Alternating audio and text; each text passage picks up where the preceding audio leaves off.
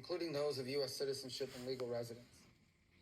No country's ever made an offer of friendship such as this. But that offer, especially to take U.S. citizens, raising major concerns.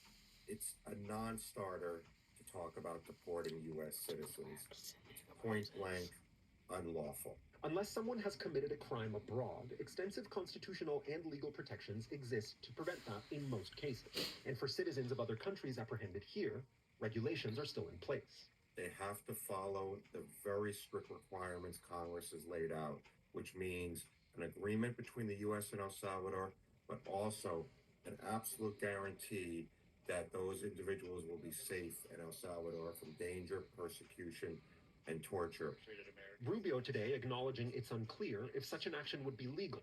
Obviously, we'll have to study it on our end. There are obviously legalities involved. We have a constitution, we have all sorts of things, but it's a very generous offer.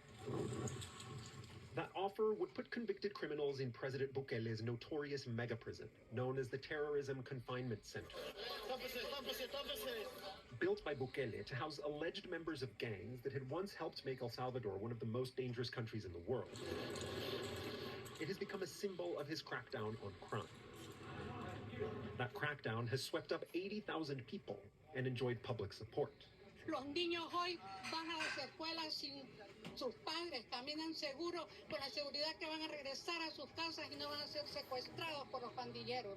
That mega prison, the size of 7 football stadiums, with a capacity to hold 40,000 prisoners. Movements are tightly controlled. No mattresses are offered. Prisoners spend all but 30 minutes per day in packed cells. The State Department under President Biden called prison conditions in the country harsh and life-threatening. But President Trump doubling down on his willingness to consider the offer. It's no different than a prison system, except it would be a lot less expensive, and it would be a great deterrent. Send them to other countries. No, we'll have to find that out legally. I'm just saying, if we had the legal right to do it, I would do it in a heartbeat. Our thanks to David Noriega for that report. Let's get you more international headlines now. We're going to start in Sweden, where that country is reeling from a deadly mass shooting. Ralph Sanchez joins us with that and more world headlines. Ralph, good morning.